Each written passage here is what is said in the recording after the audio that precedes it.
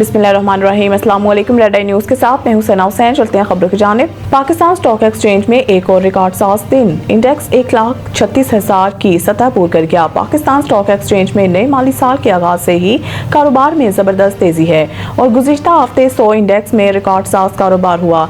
आज कारोबारी हफ्ते के पहले रोज मार्केट में तेजी देखी गई और कारोबार के आगाज पर ही इंडेक्स में 1013 पॉइंट्स का इजाफा हुआ, जिससे इंडेक्स 1,35,313 की नई बुलंद तरीन सतह पर जा पहुंचा। कारोबार के दौरान इंडेक्स में 1500 पॉइंट से ज्यादा का इजाफा हुआ और इंडेक्स 1,36,140 के रिकॉर्ड सतह पर जा पहुंचा। दूसरी जानिब वज़ीर आज़म शहबाज शरीफ ने स्टॉक एक्सचेंज की 1,35,000 पॉइंट की सतह अबूर करने पर मसरत का इजहार करते हुए कहा है कि स्टॉक एक्सचेंज का तारीखी सतह अबूर करना कारोबारी बरादरी के एतमाद का मजहर है। वज़ीर आज़म ने कहा है कि हालिया मुस्बत माशी इशारिये हुकूमती पॉलिसियों के सिमत दुरुस्त होने के अकास है। मुल्क में कारोबार दोस्त माहौल फराहम करना हमारी अवलीन तरजीह है। मुल्क मौशी इस्तेहकाम के बाद मौशी तरक्की की राह पर गामजन हो चुका है। हुकूमत मुल्क की तरक्की और अवामी फलाह बहबूद के लिए अनथक मेहनत कर रही है। EFF प्रोग्राम के तहत पाकिस्तान की कारकर्दगी ताहाल मजबूत रही। नुमाइंदा IMF इस्लामाबाद में SPI के सेमिनार से खिताब करते हुए नुमाइंदा IMF ने कहा है कि पाकिस्तान के इक्तिसादी इस्तेहकाम की रफ्तार हौसला अफजा है। पाकिस्तान में इक्तिसादी इस्तेहकाम की रफ्तार को हौसला अफजा और माहौलियाती इस्लाहात में पेशरफ्त काबिल इस्ताइश है। उन्होंने कहा है कि EFF के तहत पाकिस्तान की कारकर्दगी मजबूत साख्ती इस्लाहात मौशत की पायदारी के लिए नागजीर है। तजारती कशीदगी, जगराफियाई तकसीम और आलमी सतह पर कमजोर ताउन गैर यकीनी सूरत-ए-हाल बढ़ा रहा है। नुमाइंदा IMF ने दूरंदेश और दानिशमंदाना पॉलिसी इक़दामात की फौरी जरूरत पर जोर दिया। माहिर बैंकिंग ने कहा है कि टैक्स निज़ाम को मुनसिफाना बनाने, कारोबारी माहौल को बेहतर करने और निजी शोबे की क़यादत में सरमायाकारी को फ़रोग़ देने वाले इस्लाहात पाकिस्तान के तवील अल-मुद्दती मौशी पायदारी के लिए कलीदी हैसियत रखती हैं।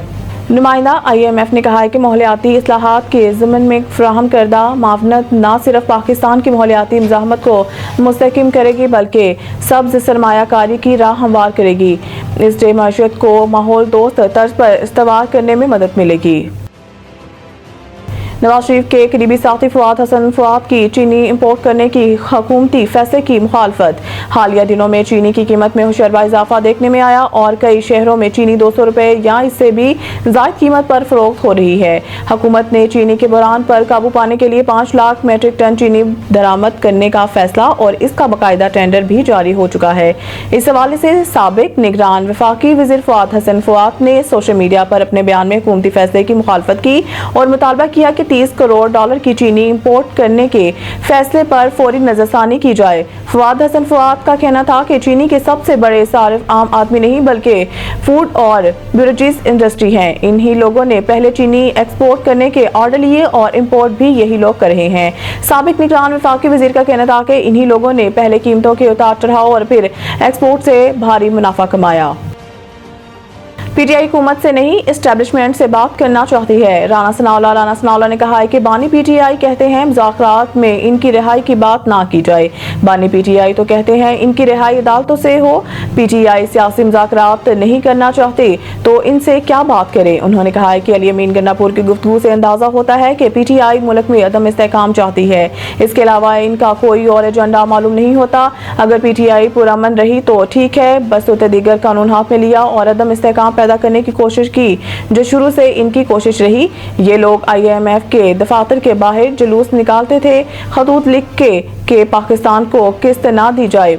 वो चाहते हैं मुल्क माशी बदहाली का शिकार हो। अगर ऐसा कुछ हुआ तो यकीनन कानून अपना रास्ता लेगा। लीगी रहनुमा का कहना था कि इमरान खान के मुकदमात अदालत में हैं, उन्होंने इनके खिलाफ अपील की हुई है। PTI का मौक़िफ़ है कि इमरान की रिहाई की बात नहीं करेंगे। इमरान खान ने कहा है कि मैं रिहा अदालतों से होगा और मैं मेरिट पर रिहाई चाहता हूँ, लिहाजा हुकूमत के साथ मुज़ाकरात में रिहाई की बात ना की जाए।